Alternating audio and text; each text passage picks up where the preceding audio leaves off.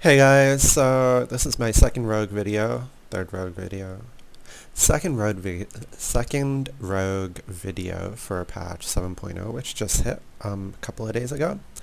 So in this one, we'll be talking about the Subtlety rogue, and again, we'll just be going over talent specs, how the rotation works, and sort of just general things to watch out for. So let's jump right in. The spec that I've gone with is this. So at level 15, I went with Master of Subtlety. Again, this is multiplicative damage. It'll give you a 10% damage boost every time you're in stealth or 6 seconds after stealth. So this is really amazing because the way this rogue spec works is that you'll be pooling energy and in a way going in and out of stealth all the time. That's because of changes to Shadow Dance. You have 3 charges of it. They recharge every minute, and basically you go in and out of Shadow Dance, and you also have Vanish. So essentially you've got 4 abilities, which will hitting ability comes from Shadow Strike, and if you're in stealth, you get a boost to that. So while in stealth, you get a boost to, say, Eviscerate and Shadow Strike as well. So Subterfuge just pairs well with that, with your whole going into stealth thing. For level 45, again, you could go a deeper stratagem, but because you're pooling energy, you want to get as much out of your Shadow Dances and as much out of your Vanish. So having that extra energy and that extra energy regen, I think Vigor will be a bit stronger, at least early on when you don't have the gear to support your energy pooling. Yeah. Level 60, it's, again, personal choice, I think. But Cheat Death is always there, and it'll be there when you need it, which is what you want.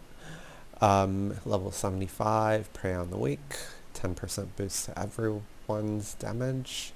That's great every time you stun, although a lot of mobs are stun immunes, and obviously it won't work on bosses, but again, it's there when you need it.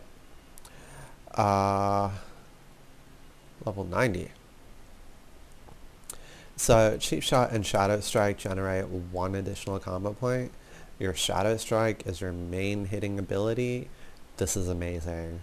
You could go with the other 2, but again, their alacrity, it's something you gotta keep up and you gotta really stay on top of, so not that good, whereas Pre-Med is passive.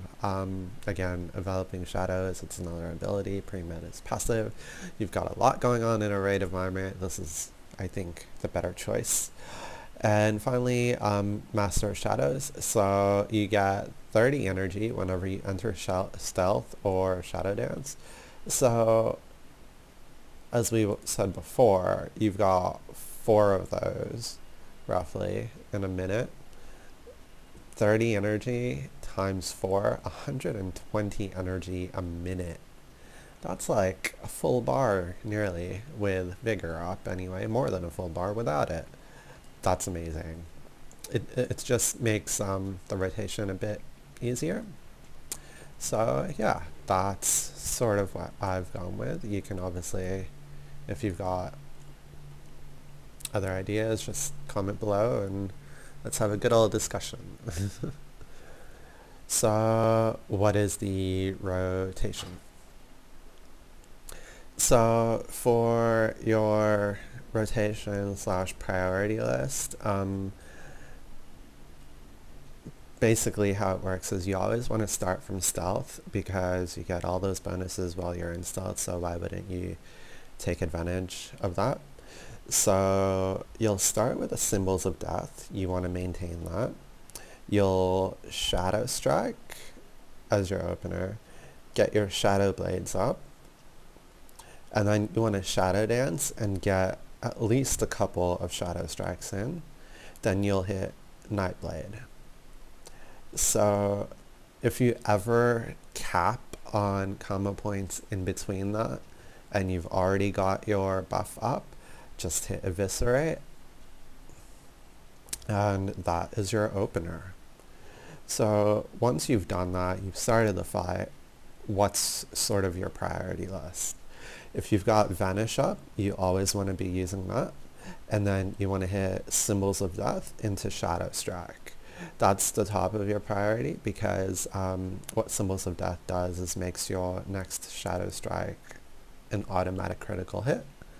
So you want to always try and pair using that right before, right after, or right before a Vanish. And then obviously just maintain Symbols of Death, the buff itself.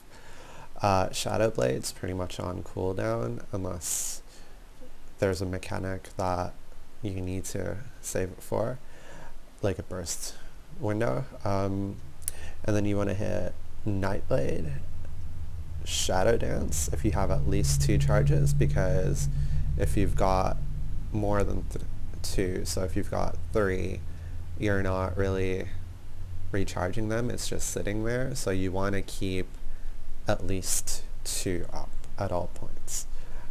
You never want to have more than 2. Then you want to get as many Shadow Strikes in, but if you've maxed out on combo points anywhere in between that, just hit Eviscerate to get rid of those.